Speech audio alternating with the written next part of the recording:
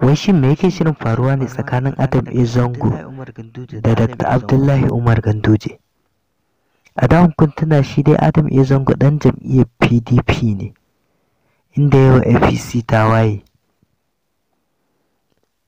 Inda daga zarar Adam A. Zango ya shirya da nufin shigowa Kano ana iya samun matsala ko yaya take. To yau kuma in ku kalli hoton nan za ku gane cewa kenan Adam A. Zango ya koma jam'iyyar APC, inda Abdullahi Umar Ganduje ya karɓe shi hannu bibbiyu aka yi mai maraba lale. To shin me Adam A. Zango yake nufi kenan, ya bijirewa a Atiku kenan? Ko daman an ce idan kiɗa ya canja sai rawa ta canja.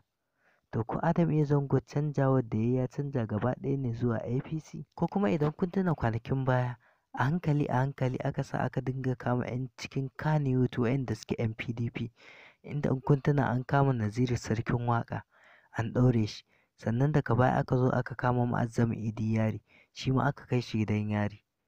To ko Adam A. Zango gudun wannan abin ya ji shine ya koma jikin Abdullahi Umar Ganduje.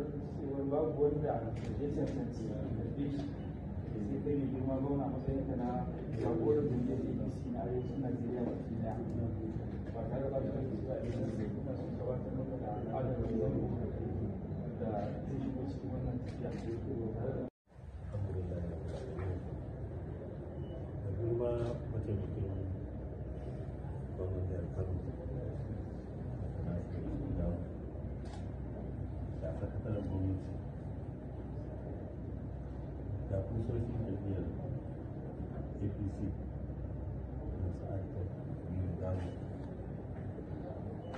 kwamishinonin wanda suke kawo nauyi yan jarida da kuma wannan babban kifi